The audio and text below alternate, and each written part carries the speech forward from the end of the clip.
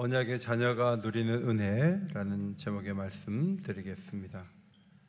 하나님께서 예수 믿는 자를 부르실 때 일시적인 관계를 맺으려고 부르신 것이 아니라 가족 관계를 맺기 위해서 불러주셨습니다. 예수를 믿으면 하나님을 아버지로 부를 수 있는 권세를 얻습니다.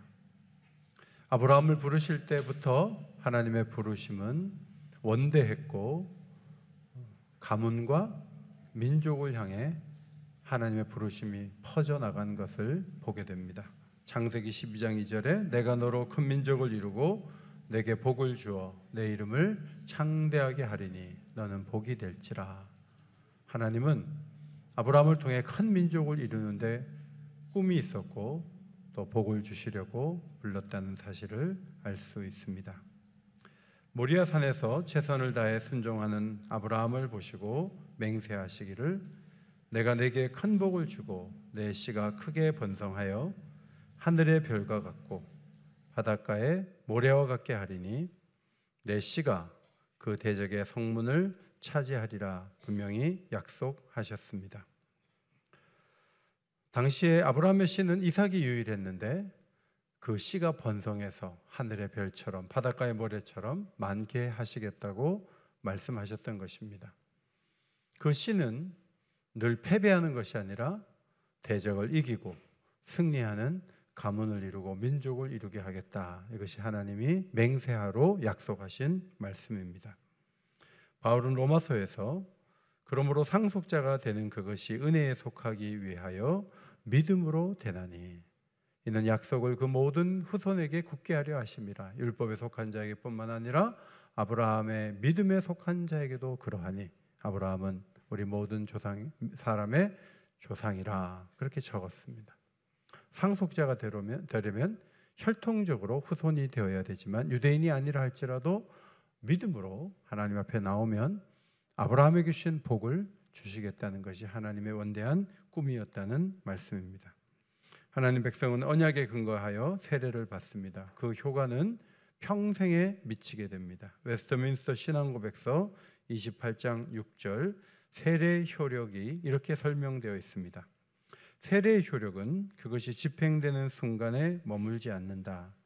이 규례를 바르게 집행하면 약속된 은혜가 제시될 뿐 아니라 하나님께서 친히 뜻하신 경영을 따라서 그분이 정하신 때에 그 은혜에 속한 자들에게 그 은혜가 성령에 의해서 실제로 제시되고 입혀지게 되는데 평생에 그렇게 된다는 말씀이에요. 유아 세례를 오늘 받는 아이들이 유아 세례를 받은 후에 우연히 말씀이 귀에 들리는 것이 아닙니다. 유아 세례의 효력입니다. 아이가 회개하고 성찬을 받으며 하나님의 은혜에 감동하는 것은 유아 세례를 받았을 때 하나님의 언약의 자손으로 부르시고 그의 평생에 은총을 주신 증거가 되는 것입니다. 아이는 아무것도 알지 못한 채 세례를 받지만 선포되는 말씀을 통해 아이가 하나님과 연합하고 그리스도 안에서 말씀을 받으며 풍성하게 자랄 수 있게 되는 것입니다. 하나님께서 은혜로 구원하시고 세례 때에 선언하신 약속을 아이에게 입혀 주십니다. 따라서 부모는 성령께서 아이에게 은혜 주실 것을 바라보고 부단히 말씀 앞에 서야 되고 모순되지 않는 삶으로 아이를 이끌어 가야 합니다. 물론 세례를 받는다고 해서 자동적으로 은혜 속에 사는 것은 아닙니다. 성령의 도움이 있어야 되고 부모의 정성을 다한 양육이 있어야 됩니다. 그때 새 생명을 얻게 하시고 풍성하게 살아가도록 하나님이 이끌어 주십니다. 로마 가톨릭 교회는 유아 세례를 받았다면 구원은 확실하다라고 말하지만 반면 제세례파 침례교에서는 믿음을 본인이 고백하지 않는데 어떻게 아이에게 세례를 주느냐 하고 유아 세례를 거부하지만 우리는 유아 세례를 줄 수 있다고 믿고 있습니다. 여러분, 아이가 유아 세례를 받았고 그 후에 평생을 잘 사는 아이도 있고 17세기에는 병든 아이들이 있죠. 세상을 떠난 아이도 있는데 그 아이가 과연 구원받았느냐 했을 때 여러 가지 얘기들이 있었어요. 네덜란드에서 칼빈주의에 입각하여 1618년과 19년 2년에 걸쳐 도르트 신조를 작성했습니다. 거기 1장 17조에 의하면 하나님의 뜻은 그분의 말씀을 가지고 판단해야 한다. 자, 말씀문부터 함께 읽겠습니다. 시작. 말씀은 자녀가 거룩하되 본성에 의해서가 아니라 부모와 함께 참여하는 은혜의 언약에 의하여 거룩하다고 선언한다. 그러므로 하나님을 경외하는 부모는 하나님께서 유하기에 이 생에서 데려가시는 자녀의 선택과 구원에 관하여 의심하지 않아야 한다. 그렇게 정리했습니다. 본성에 의해서가 아니라 은혜의 언약에 의해서 아이가 거룩하기 때문에 하나님이 중간에 부르신다 할지라도 그 아이가 구원받았음에 대해서 의심하지 말아야 된다. 이렇게 정리해 주었습니다. 하나님과 아브라함이 언약을 맺었을 때 그 후손과도 언약을 함께 맺은 것입니다. 여러분 집에 전세 계약을 아버지가 하지만 그 계약의 영향 속에 있는 사람들이 여러분 가족인 것처럼 어떤 사람이 예수를 믿으면 그 가족 전체가 하나님의 언약 가운데 있게 된다는 것이 성경의 가르침이죠. 이 약속은 신약 교회에서도 반복됩니다. 사도행전 2장 39절에 이 약속은 너희와 너희 자녀와 복음을 듣는 그 사람만을 위한 건 아니에요. 그 자녀를 향해서, 그리고 그 사람이 복음을 전해서 먼 데 있는 사람들 가운데 부름받은 사람에게까지 그 약속을 주신 것이다. 사도행전 16장 31절 주 예수를 믿으라. 그리하면 말씀을 듣는 너와 그 다음 누구죠? 내 집이, 그 집에 있는 가족을 생각하고 내가 복음을 받게 된다 하는 말씀이에요. 세례 자체가 힘이 있다는 것이 아니라 아이의 믿음이 은혜의 언약을 주신 하나님을 향하도록 가르칠 때 유아 세례 받은 아이가 거듭나게 되고 부모의 본을 따라 순종하게 되고 하나님 원하시는 모습으로 달라지게 되는 것이죠. 따라서 유아 세례 문답에서 서약한 부모는 기도하면서 아이를 가르쳐야 합니다. 그리고 하나님과 이웃에 대한 사랑의 모범을 보여주어야 합니다. 아이들이 자라서 자기 신앙을 고백하고 어린 양의 혼인잔치의 예표인 성찬을 받기까지 이 아이들에게 지속적인 교육을 해야 합니다. 아이의 마음에 참으로 중요한 것은 유아 세례의 식이 아니라 하나님의 언약이 그 아이의 중심에 살아있는 것입니다. 유감스럽게도 유아 세례를 줬다는 성경 기록이 없어요. 그래서 유아 세례에 반대하는 입장에서는 성경에 있냐, 왜 애들한테 유아 세례를 주냐, 걔는 아무것도 모르고 세례를 받는 게 아니냐, 그걸 왜 하냐, 이렇게 반박합니다. 우리 대요리 문답에 성경 구절 나온 것이 오늘 우리가 읽었던 두 곳 말씀이에요. 누가복음 18장 16절 17절이 이게 유아 세례의 기본이라는 거예요. 16절 예수께서 그 어린아이들을 불러 가까이 하시고 이르시되 어린아이들이 내게 오는 것을 용납하고 금하지 말라. 하나님의 나라가 이런 자의 것이니라. 17절 함께 읽습니다. 시작. 내가 진실로 너희에게 이르노니 누구든지 하나님의 나라를 어린아이와 같이 받아들이지 않는 자는 결단코 거기 들어가지 못하리라 하시니라. 제자들은 애들을 데리고 와서 예수님 좀 만져주시면 복되지 않을까 하고 막 오니까 예수님에게 오는 애들 그 부모 야단치면서 밀어내는 거죠. 예수님 한가한 분이 아니에요. 지금 어른들 상대하기도 바쁜데 아무것도 모르는 애들까지 데리고 오냐고 꾸짖었어요. 그때 예수님께서 두 가지를 말씀하신 거예요. 첫째로 어린아이들도 하나님 나라에 들어갈 충분한 가치가 있는 존재다. 애들을 무시하면 안 돼요. 지금 애들이 굉장히 소중하다는 것을 모두가 느끼고 있잖아요.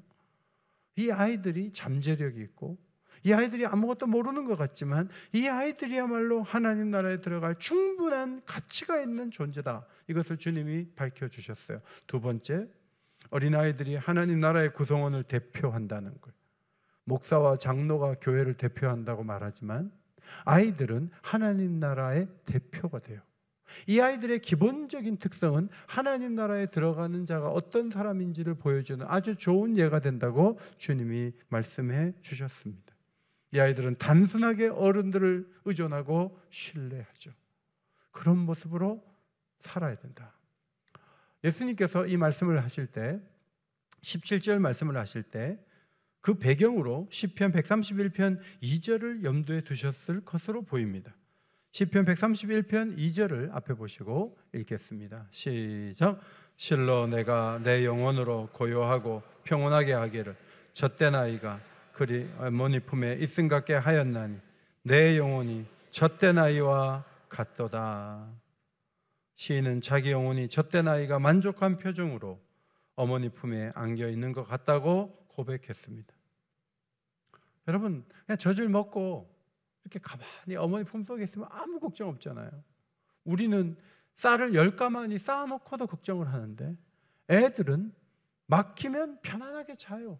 밤에 막 잠 못 자고 그러지 않아요. 애들은 그래요. 하나님을 신뢰하는 자도 그런 모습으로 살 때 하나님 나라 백성답다고 주께서 말씀해 주신 것입니다. 하나님 주시는 복은 미래에 많이 오죠. 그러나 그 권리는 굉장히 일찍 주어집니다.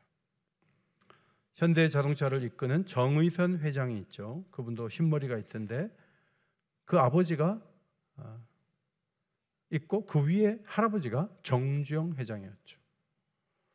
현대가를 이끄는 이 손주대가 이제 회장 자리에 올라서는데 그 경영할 수 있는 성속자로서의 권리가 언제 주어져요? 태어날 때부터 주어지는 거예요. 어린아이는 그런 의미에서 중요하다는 것입니다. 대요리 문답 166 문답에도 이 부분을 어린아이와 같지 아니하면 하나님 나라에 들어가지 못한다는 부분을 유아 세례의 근거로 제시하고 있습니다. 예수님은 모든 사람이 소중한 존재라고 가르쳐 주셨습니다.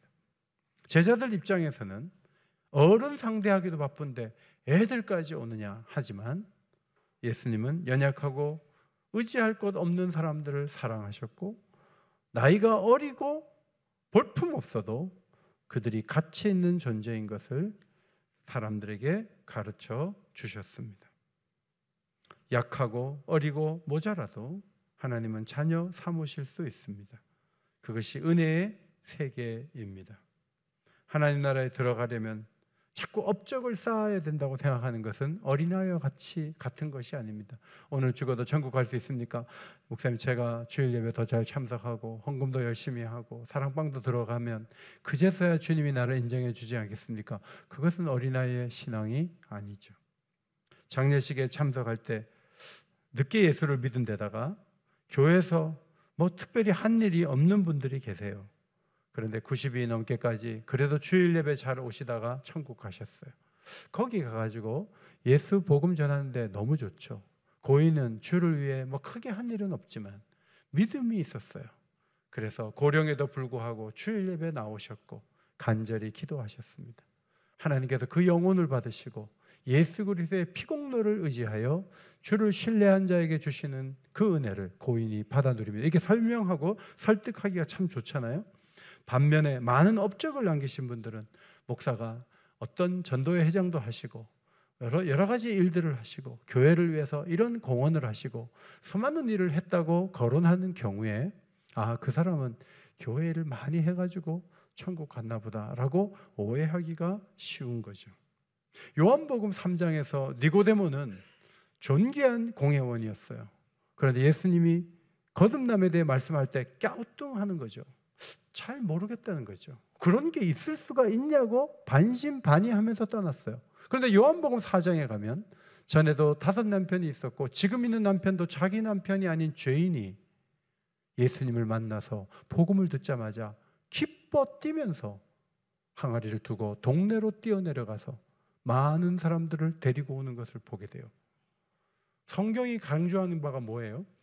은혜 언약 아래서 우리가 부름을 받았는데 특별히 아이들이 유아 세례를 받는 것만큼 은혜 언약을 분명히 보여주는 증거가 없다는 것이죠.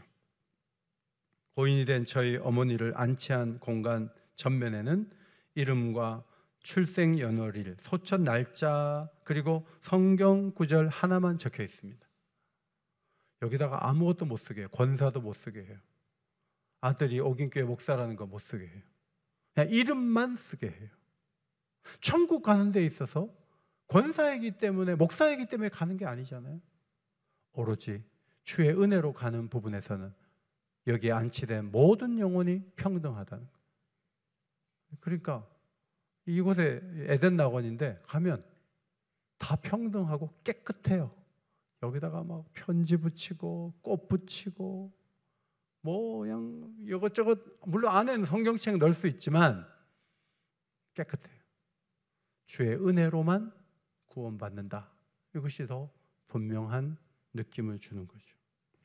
여러분, 오늘 우리가 읽은 누가복음 말씀 뒷부분에는 뭐가 나오죠? 부자 관리가 찾아와서 질문하는 내용이 나오죠.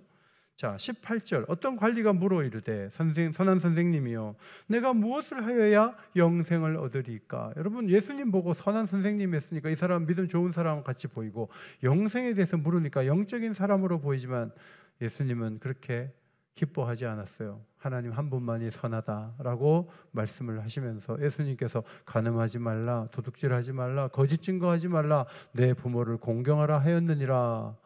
그런 거 지키라는 거죠. 그럼 영생이 있다는 거죠. 그때 이 사람이 어릴 때부터 그런 건 다 지켰어요. 제가 어기지 않았어요.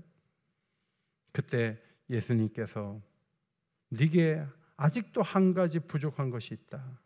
너에게 있는 거 다 팔아서 가난한 자들에게 나눠줘라. 그리하면 하늘에서 너에게 보화가 있을 거야. 그리고 와서 나를 따르라 말씀하셨습니다. 이 사람은 큰 부자였어요. 그걸 다 팔고 어떻게 나눠줘요? 자기는 어떻게 살아요? 근심하며 갔습니다. 그 부자를 보면서 주님이 하신 말씀이 이것입니다. 재물이 있는 자는 하나님 나라에 들어가기가 얼마나 어려운지, 낙타가 바늘기로 들어가는 것이 부자가 하나님의 나라에 들어가는 것보다 쉬우니라 라고 말씀하셨어요. 여러분, 어릴 때부터 남에게 피해 안 주고 살았어요. 도둑질한 적도 없어요. 거짓 증거한 적도 없어요. 부모님도 잘 섬겨요. 그런데 천국에 합당하지 않대요. 예수님께로 나온 그 어린아이들은 어떻게 보면 눈곱도 못 떼고 온 애들이 있을 거예요. 그런데 그 아이들을 보고 천국에 합당한 자다, 얘네들 같지 않으면 천국 들어가지 못해 라고 말씀하셨고, 어릴 때부터 자신감 있는 이 부자 관리는 천국에 들어가기 어렵다, 낙타가 바늘기로 들어가는 게 더 쉽다 라고 말씀하셨습니다. 이것이 은혜의 언약의 위력을 보여주는 사례죠. 스스로 만족하며 의롭다고 생각하던 부자 관리와 비슷한 사람이 있어요. 예수님의 비유에 등장하는 인물 바리새인이에요. 바리새인이 기도할 때 이것도 하고 저것도 하고, 저는 저 죄인 세리와 같지 않다고 그렇게 기도했어요. 부자 관리나 바리새인이나 자기의로 사는 사람이에요. 자기 열심으로 하나님께 도달하려고 하는 사람이에요. 그런데 세리는 동족들을 경제적으로 괴롭히면서 세무 공무원이 돼가지고 부를 축적하고 사람들에게 손가락질 당하면서도 그 직업을 버리지 못하고 세간에 출근하는 사람이에요. 근데 그 사람이 성전에 올라가서 가슴을 치며 나를 불쌍히 여겨달라고 하나님 앞에 기도했어요. 그때 예수님께서 그에 대한 말씀이에요. 이 사람이 저 세리가 바리새인보다 더 의롭다 하심을 받고 성전에서 내려갔다는 거예요. 어떻게 그럴 수가 있어요? 은혜의 언약을 설명해 주는 매우 중요한 말씀이에요. 유아 세례를 줄 때 우리가 중요하게 봐야 되는 게 은혜 언약이죠. 행위를 앞세우는 사람들은 애들이 뭘 아느냐, 애들이 왜 시끄럽게 하느냐, 애들이 왜 여기 오느냐, 불편한 마음을 갖는 분들이 계실 수 있어요. 카페에도 애들 오지 말라, 영화관에도 애들 들어오지 마라, 음악회도 애들 들어오지 마라. 성가신 존재로 보는 공간이 많아요. 그런데 예배당은 그렇지 않아요. 예수님이 유아 세례를 그 자리에 베푼 건 아니지만 병행 9절 마가복음 10장에 보면 아이를 안고 안수하고 축복하셨다, 그렇게 기록되어 있습니다. 주님이 그렇게 하셨고, 구약 성경에 보면 난지 8일 만에 할례를 줄 때 걔가 뭘 알아요? 그래서 너는 언약의 자손이다 하고 할례를 줬어요. 이것으로 볼 때 교회가 유아 세례를 베푸는 것이 맞다. 2000년 이상 교회는 그렇게 해석하고 유아 세례를 주어 왔던 것이죠. 대요리 문답 162문에 은혜의 언약 아래에서 베푸는 성례에 대해서 가르쳐 주었습니다. 세례와 성찬, 유아 세례를 포함한 세례와 성찬이 주는 7가지 유익. 첫 번째, 주의 중보의 혜택을 표시하는 것입니다. 유아 세례를 받았어요. 하나님과 그 아이 사이에서 예수님이 계세요. 예수님이 지금부터 도와주시는 거예요. 십자가의 은혜를 믿게 하시고 성령을 부으시고 아이로 하여금 거듭나게 하시고 아이가 살아갈 때 주님이 도와주시는 거예요. 여러분, 부모가 다 도와줄 것 같아요? 그렇지 않아요. 주님이 아이의 마음을 움직여줘야 돼요. 아이를 도와줘야 돼요. 그래야 아이가 사는 거예요. 우리 아들 중에 하나도 막 흔들릴 때 새벽기도 일주일만 하고, 그리고 너의 꿈을 정하면 좋겠어. 네, 기도할게요. 지 맘대로 뜻을 옮긴 다음에 새벽기도 와서 첫날 하나님이 마음을 움직이시는 거예요. 너 처음에 하나님하고 약속한 대로 해라. 그러니까 지가 인위적으로 옮겼던 그 꿈을 다시 옮겨와서 하나님 앞에 나가더라고요. 주님이 중보해 주지 않으면 우리 애들의 마음을 잡을 수 있을까요? 교회를 아이들이 떠났어요. 주님이 중간에 서서 그 아이들의 마음을 이끌어 주시기를 기도하다 보면 하나님이 우리의 떠난 자녀들도 돌아오게 하실 줄 믿습니다. 중보하시는 주님. 두 번째로, 인치시고 도장 찍는 거죠. 내 소유가 아니에요. 주님의 소유예요. 주님의 뜻대로 아이들을 가게 하는 거예요. 이래라 저래라 수만 가지 조건 걸어놓고 애들을 괴롭히면 안 돼요. 그 아이들에게 자유가 있고 주님이 기뻐하신 뜻이 있어요. 그것을 따라 걸어가는 것이 부모가 할 일이죠. 세 번째, 나타나시기 위한 것이며, 여러분, 애들이 예수를 믿으면 주님이 그 인생 속에 나타나세요. 늘 애들이 아니잖아요. 애들이 예수를 믿으면 그 아이들이 예수를 믿는 자만이 할 수 있는 행동을 하게 되는 거예요. 어느 날 아들의 성경책을 폈는데 얼마나 많은 것들을 기록해 놨는지, 아이가 성경을 사랑하는구나. 그리고 아이가 은혜 받으니까 공원에 악기 가지고 나가서 전도하더라고요. 그 아이의 인생에 주님이 나타난 거예요. 아이를 통해서 뭔가 하나님이 선한 일들을 이루게 하시고 교회를 위해서 놀라운 일을 감당하게 하시고 아이를 통해 나타나시죠. 네 번째로, 모든 은혜들을 강화하고 더하게 하기 위한 것이며, 은혜의 영역은 너무나 커요. 하나님의 은혜는 말씀과 기도만이 아니에요. 모든 부분이 주님이 은혜 주셔야 돼요. 여러분, 계산대로 안 되잖아요. 저희 아이가 미국에서 공부하다가 총을 들고 와서 몇 명을 쏴 죽이는 그런 사건이 있었어요. 거기서 부들부들 떨고 있을 때 부모인 내가 거기 가서 애를 지켜줄 수 있는 게 아니에요. 하나님께서 아이들을 지켜주시고 도와주시고 좋은 사람을 만나게 하시고 교회를 통해서 은혜를 받게 하시고 하나님이 도와주셔야 애들이 크는 거지. 내 머리로, 내 지혜로, 내가 생각한 방법대로 가면 애들이 안 될 수도 있어요. 주님이 생각한 구상대로 애들을 이끌어 주실 때 우리 애들이 가장 좋은 길로 걸어가게 되는 것이죠. 다섯 번째, 그들로 하여금 순종케 하기 위한 것이며, 세례를 받는 것은 그리스도로 옷 입는 거예요. 애들 옷 입을 때 부모가 입혀주죠. 지가 안 입고 부모가 입혀주지만 그 입은 옷이 아이의 몸을 따뜻하게 하듯이 아이들이 세례를 받고 부모의 그 사랑 속에 순종을 배우고 하나님을 의지하는 모습으로 자라게 되는 것입니다. 여섯 번째, 그들의 상호간의 사랑과 교통을 증거하고 소중히 기르며, 아이들이 가정과 교회의 울타리에서 자라면서 성도의 교제가 얼마나 귀한가를 깨닫게 되죠. 사랑방에 애들 데리고 가요. 한쪽에서 애들이 놀아요. 그들도 이제 철이 들면서 거기서 기도하고 거기서 말씀 보고 거기서 성도와 교제하는 법을 배우게 되는 것이죠. 일곱 번째로, 은혜의 언약 밖에 있는 자들을 구별하게 되는 것입니다. 세상은 경쟁력을 따지죠. 똑똑하지 않으면 도태되는 거예요. 그게 세상이에요. 교회도 똑똑한 사람들만 세우는 건 아니에요. 교회는 은혜의 언약 속에 사는 공동체죠. 부족해도 주님을 의지하고 사랑하는 마음으로 살아갈 수 있다. 행복할 수 있다. 이것이 유아 세례의 주어지는 귀한 교훈이에요. 두 번째 읽었던 로마서 11장 16절을 설명드리겠습니다. 자, 로마서 11장 16절을 앞에 보시고 어린아이와 같이 읽어주시기 바랍니다. 시작. 제사는 처음 익은 곡식가루가 거룩한지 떡덩이도 그러하고 뿌리가 거룩한지 가지도 그러하니라. 구약 성경에 보면 첫 열매를 하나님께 드리게 돼 있어요. 처음 익은 곡식 이렇게 돼 있죠. 우리 단어는 처음 익은 곡식인데 헬라어는 한 단어예요. 아파르케라는 단어. 따라합시다. 아파르케. 이거는 예물로 드리는 첫 열매나 초태생을 의미하는 단어예요. 사람들이 첫 곡식을 얻어서 갈아요.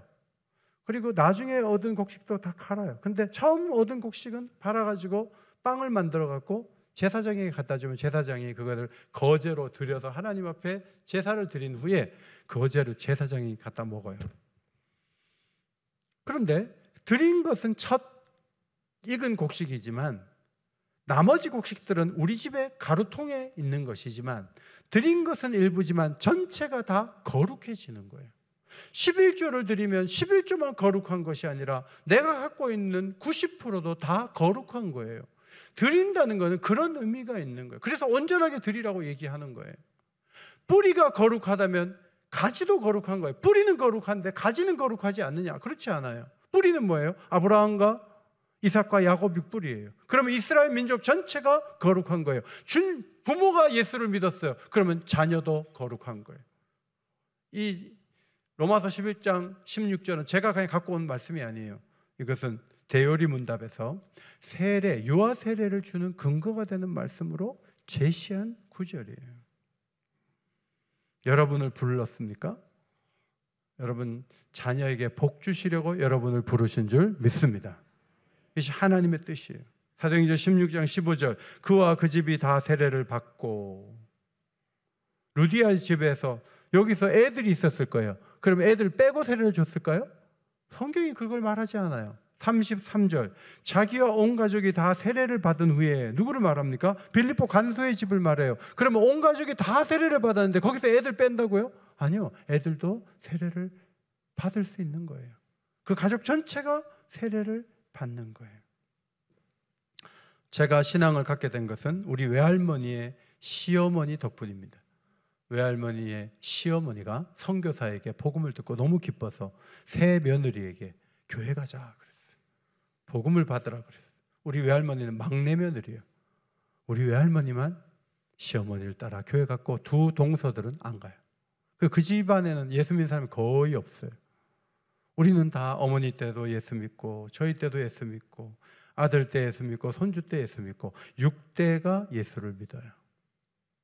하나님이 우리 외할머니의 시어머니를 부를 때 저를 생각하신 거예요. 우리 손주까지도 생각하시고 그 어른을 부르셔서 믿음의 가문을 만드신 거죠.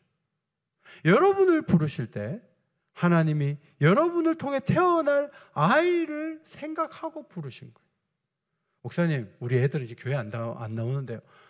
그래요? 다음 주일에 데리고 오세요. 그리고 복음을 듣게 하세요. 그리고 여러분의 손주까지, 여러분이 증손까지 하나님 앞에 은혜 받는 자리에 있게 되고. 정말 멋있는 게 뭐예요? 유아 세례 받는데 할아버지도 나오고 증조 할아버지도 나오고 이모 고모 오늘 다 나오세요. 다 나왔고 가족이 다 동원돼 갖고 아이에게 축복하는 이 가문이 얼마나 복된 것입니까? 오늘도 하나님의 은혜가 유아 세례 받는 가정과 축복하는 여러분의 가정에 넘치게 되시기를 예수의 이름으로 축원합니다.